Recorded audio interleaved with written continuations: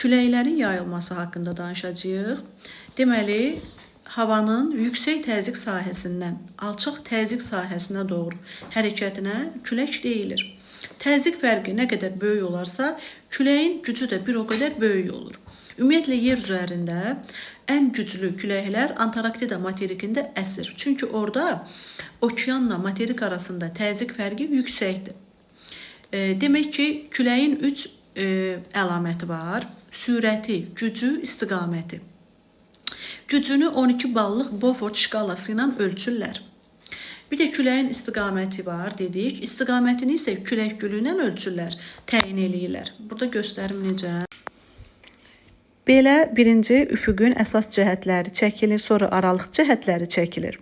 Daha sonra isə bir ay ərzində əsən küləklər burada ştrixlərlə qeyd olunur. Hər bir ştrix bir günü bildirir. Sonra isə mərkəzində isə hansı günlər ki külək olmayıb, o günlərin sayı da burada qeyd olunur. Məsəl üçün, ştrixin sayı burada çox olarsa, deməli şimaldan əsən küləklər çox olub.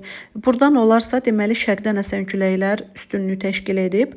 Bu şəkildə küləyin istiqamətini müəyyən eləyirlər. Yəni külək gülü vasitəsilə.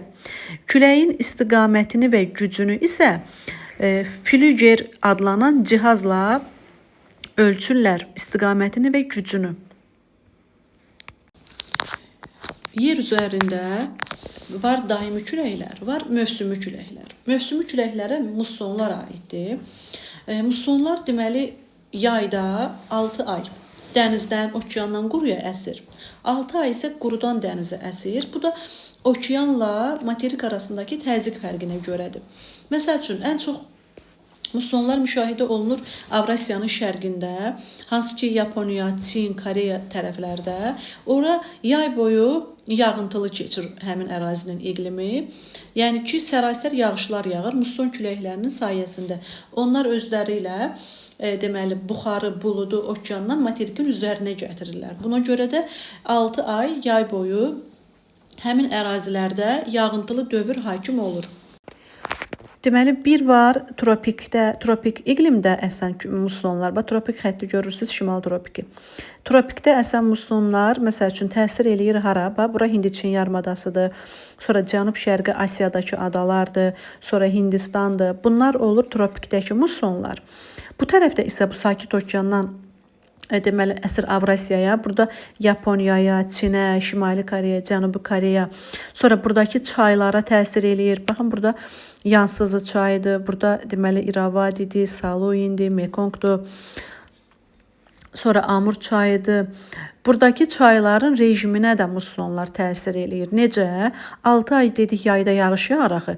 Yayda yağış yağdığına görə burada axan bütün çaylar yayda bol sulu olur. Qışda isə daha az sulu olur.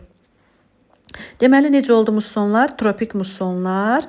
Burada isə tropikdən kənar, yəni mülayim və burada mülayim enlikdə əsənlər isə, əsən musson isə olur tropikdən kənar musson küləyi.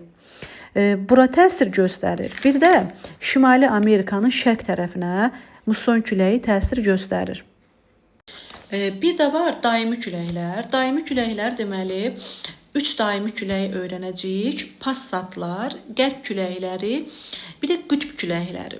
Passat küləkləri deməli tropiklərdən ekvatora əsir. Gəlin göstərək. Deməli passatlar şimal tropiki, cənub tropikindən ekvatora doğru əsir. Bax belə. Deməli şimal yarımkürəsində şimal şərqdən cənub qərbə, cənub yarımkürəsində isə cənub şərqdən şimal şərqə əsir. Bu oldu passat küləkləri. Bax belə, burada göstərsək xəritədə. Bura şimal tropikidir, bura cənub tropikidir. Deməli, necə oldu? Şimal tropikindən üzü cənub, deməli şimal şərqdən cənub qərbə, cənub tropikindən isə üzü yuxarı, cənub şərqdən bu tərəfə doğru, şimal qərbə doğru hərəkət eləyir. Baxın, kitabda səhifə 109-da burada istiqamətləri göstərib. Bunları bilmək çox vacibdir. Qərb küləkləri isə, yenə ekvatoru, tropikləri və qütb dairələrini çəkdim. Deməli, dedik ki, passatlar tropiklərdən ekvatora doğru əsir. Qərb küləkləri isə əksinə tropiklərdən mülayim enliklərə doğru hərəkət eləyir. Bax, bura şimal tropikidir. Buradan deməli əsir üzü yuxarı, yəni cənub-qərbdən şimal-şərqə. Burada isə əksinə deməli cənub deməli, baxın şimal daha doğrusu üzü belə. Şimal-qərbdən cənub-şərqə əsir. Deməli baxın bunlar bir-birinin əksi oldu. Biri şimal-şərqdən cənub-qərbə əsdi. Cənub yarımkürəsində isə cənub-şərqdən şimal-qərbə. Qərb küləkləri isə deməli qərb küləyi adından deyildiyi kimi qərb küləyi, yəni ki qərbdən əsən külək. Cənub-qərbdən şimal-şərqə, deməli burada isə şimal-qərbdən cənub-şərqə hərəkət eləyir. Yəni xəritədə göstərsək, məsələn bura şimal tropikidir. Buradan deməli qərbdən üzü şimal-şərqə.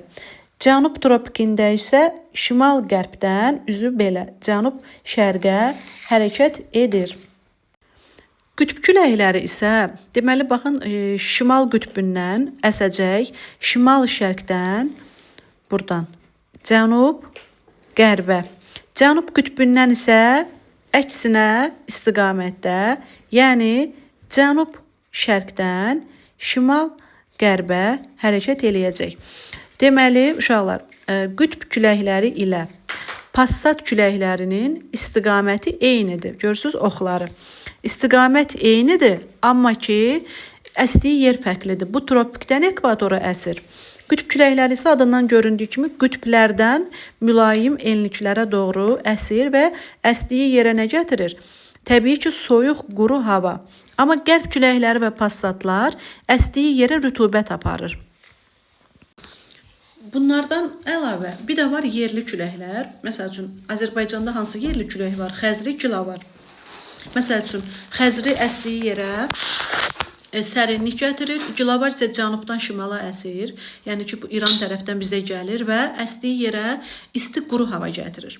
Eləcə də dünyanın başqa ölkələrində, başqa ərazilərində də yerli küləklər var. Məsəl üçün, deyirik ki, Qara dəniz ətrafında bora, Baykal ətrafında sarma, Fransada Mistral küləyi var.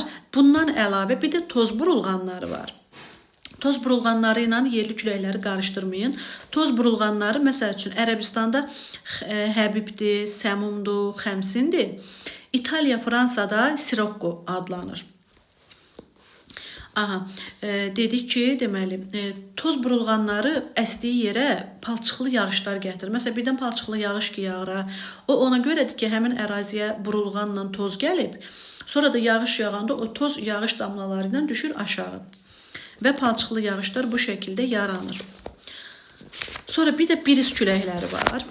Gündəlik küləklərdir bunlar. Daimi mövsümü deyil. Birizlər gecə qurudan dənizə əsir. Gündüz isə qurudan dənizə əsir. Bu da su ilə quru arasındakı təzyiq fərqindən formalaşır. Dərsimiz deməli siklon və antisiklonlara qədər izah elədim. Bunları isə gələn dəfə izah eləyəcəm.